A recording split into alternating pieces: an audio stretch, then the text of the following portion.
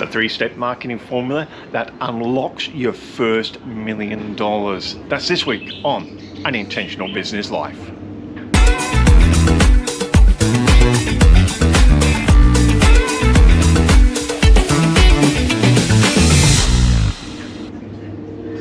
Hi guys, welcome to An Intentional Business Life and unlocking the three-step marketing formula. Well, the three-step marketing formula that unlocks your first $1 million. Welcome to An Intentional Business Life, guys. Thanks for joining us. Okay, this is really interesting, and I teach this to a lot of people, and it causes resistance to start off with, and it's just because our brains and our minds, mine included, we get locked into a certain way of thinking. Now, I've just sat down at the table here so I can just keep my notes in front of me. So what I tend to do when I talk about this, I'll take it out of context for most of us in what I call normal standard businesses, and I will talk it as an artist, because when I talk it in this way, a lot of people go, oh yeah, well that makes perfect sense, I can see that, okay, and then I'll show you how you can twist that and how it actually applies to the rest of us. Now, I do teach artists how to go from just, you know, a hobby to being persistent to actually turning it into a business, but here it is. Okay, so if you think about an artist, the ideal client, when you think of it, so I'm going to draw a triangle. So draw a triangle and take that little top piece. If you drew some lines through your triangle, you're going to divide the triangle into three, right? You can do it on a piece of paper if you want to visualize it better. But the little top portion is what they're after. That's the cream, isn't it? Now, if you're an artist, you would actually call that person a collector. These are the people that are serious.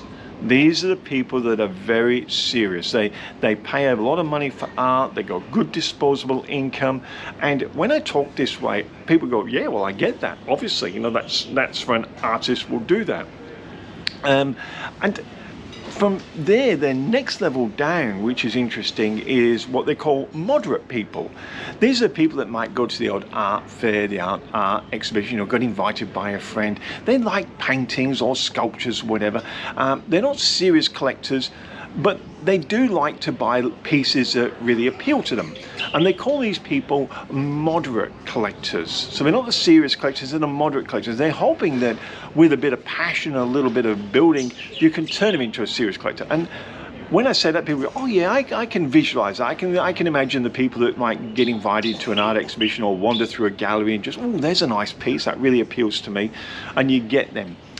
And then at the bottom of that is what they call casual people. Now, in the art world, you quite often see they'll do art exhibitions. Maybe it's on a landscape, or maybe this little collection, smaller pieces, maybe they're still lifes or ocean scenes. And they're after the casual people, you know, they're on holidays, whatever, or maybe they just following somebody and you go, oh, I might buy that, I've got one piece. And of course, when you look at it from the art perspective, it makes a lot of sense, yes? You can say, well, I can understand that three-tier. The bottom one is the biggest chunk, if you have a look at that. So what artists do is they follow the old formula going, well, if I can start them here, make them maybe a moderate collector, then maybe turn them into a serious collector, but it really starts at that bottom. Everyone starts there, really. And that's the biggest piece of the market. And what they do is they realize to grab that biggest chunk of the market, they have to make them an offer that is really reasonable, that's price sensitive, that follows some rules. And that is, the rules are, it's got to have for an artist, it's got to have an expiry date on it, and it's got to be limited. So once they're gone, they're gone. And I know quite a few of you now are thinking, hold on, I've seen that in shops, I've seen that in retail, I've seen that in other, I've seen people say, it's this month only, oh, here's a 50% discount. You're dead right. What they're hoping for is to shift you up. So what I want to do this week in this three-step marketing formula is get you thinking about how you can construct that for your business. Now, if I went in consulting, right, so I'm a consultant, I love mentoring people, and I've probably shifted away from being a serious business as a mentor. I just do it because I love it now. So I love helping people who are serious about actually building their business. But if you have a look at that from a consultant's point of view, have a look at the pyramid. How can I convert that for me? Well, your serious people are the ones that want to go one-on-one, yeah? They're the serious ones. They're the people that say, I am going to build my business no matter what, and I'm going to do whatever it takes. And we call that, in the top little piece of our triangle where we've got the serious collectors, now we've got the serious, and we call them one-on-ones, okay?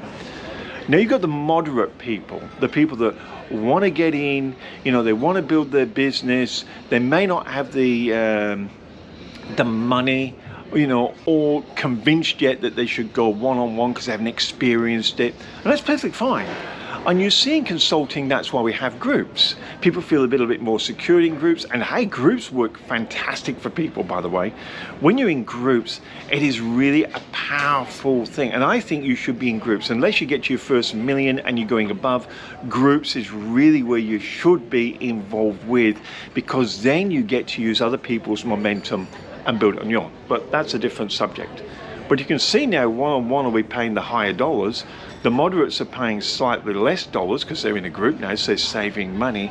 And then what about the people in what we'd call the casual as an artist? Well, they're the people that buy your programs. You know, they're the ones that say, well, what program have you got? Well, I've got this program for XYZ, and it's a lot cheaper price. There's a limited number. It may be a 5-day special. You're doing a 5-day workshop, and it's a limited number. So it's got an expiry date. It's got a start date. It's got a finish date, and it's got a limited number of people. And we call them programs, and they're getting very, very reasonably priced. You know, my mentor, Myron Golden, you know, I love Myron. You know, you could join one of his clubs for one-on-one and go $1 million a year. But you can do his 5-day challenge and do it for $99. And the idea is that if you can get you into the challenge and get you moving, get you momentum, then you'll go into one of his groups and slowly you'll tier up. And he's got quite a few tiers, but that's basically how they work. If you took it into, say I ran an air conditioning business. So I do aircon installation. So why does it work for someone like that? Well, someone like that would possibly go, right, so our top tier are our building companies, because it gives us lots of work, regular work. They obviously pay their money, and it makes, even in volume, we make more money than we do in the others. Now, below that would be tenders. So these are the casuals, these are the one-offs. They're a little less money, maybe not in profit-wise, but in volume-wise, because now we're doing tenders. And then your bottom, your casuals, well, they're your homeowners. They're the people that want an air conditioner in their apartment, in their house. So they're what they call them. And if you ever look at air conditioning companies, when they're appealing to that market, what are they doing? They're putting offers on. They're making it the summer special, the winter special. You know, here's a start date, here's a finish date, and here's the discounts. That's how they're running it. If you have a look at, let's go right off track. Let's think about Coca Cola, how they did the 3-tier marketing system. Well, they said the premium people are the ones that use our vending machines. They'll buy a Coke because they love it, you know, Coca Cola because they love it. And I don't mean to be promoting a brand, they all do it. But it just so we can get some context on it. And you know you'll pay a very high price to get that can of Coke out of that vending machine. Then what they say is, below that is our big supermarket chains, you know, where you can go in there and you might buy in like litre bottles, cartons of stuff. And I'm sorry, below that is your delicatessen, where you pay the next price. Confusing, missed out a step. So your delis, where you go and buy it. You'll buy it slightly cheaper, you get it out of the little fridge, you might buy a pie or cake as long when you're in the deli as well, a loaf of bread. So that's their second tier market. And then the lowest tier market, which is what they call their casual market, are the people through the supermarkets, where they're buying in the 2-litre bottles, 1.25 litre bottles, they're buying the Coke in slabs and so forth. And they're always on offer. You see they're all specials. You don't see the specials so much in your delis, and you certainly don't see them in your vending machines. But at the supermarket, you will see the specials. Limited time offer, this week only, rah-de-rah-de-rah. You know how it works. If we look at a business, and this is important for us now as we structure a business, how do we do a business? Okay, so the 3 tiers of a business works exactly the same, guys. Your first tier, when you're growing your business, is to get a mentor. Okay. Why? because mentorship gets you trained and listening to other people and other people's advice, and gets you used to asking questions, gets you used to thinking about your business and getting feedback, and gets you used to analyzing that feedback in a very secure way you can just clarify things.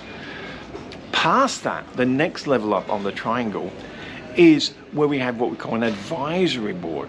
Now, an advisory board has no authority in your company, but now you're going to put a collection of advisors together that are going to talk about your business. You're going to be able to ask them questions. You're going to say, this is a project we're doing, and they're going to advise you. And then by yourself, then you're going to get used to taking that advice, summarizing yourself, and be able to take actions on that, the ones you want to take and the ones you don't want to take.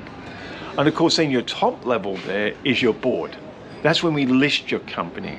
Now, a board is official. A board now directs a company, and it directs its strategy. So they're the three tiers running off that. So have a think about that in your business. Obviously, the last one I said is really to help you grow your business. You're going to go from mentorship to advisory board, and if you listen, you go to a full board. But the three-tier marketing strategy, it's where you want to think. There's my cream. There's my serious people, there's my moderate people, here's my casuals, and what's my offer? And do I have a start and a finish date? And have I got a limited time offer? Am I making it exclusive? That's the bit you've got to really concentrate on. Hope that helps you. Thanks for joining us this week on An Intentional Business Life, where the whole intention is to get you debt free. Get everything paid for, so you're on the house, you've got no bills, you've got your income replaced. Get that done first, and then progress to making your real wealth. Thanks, guys. I'll see you next week on An Intentional Business Life.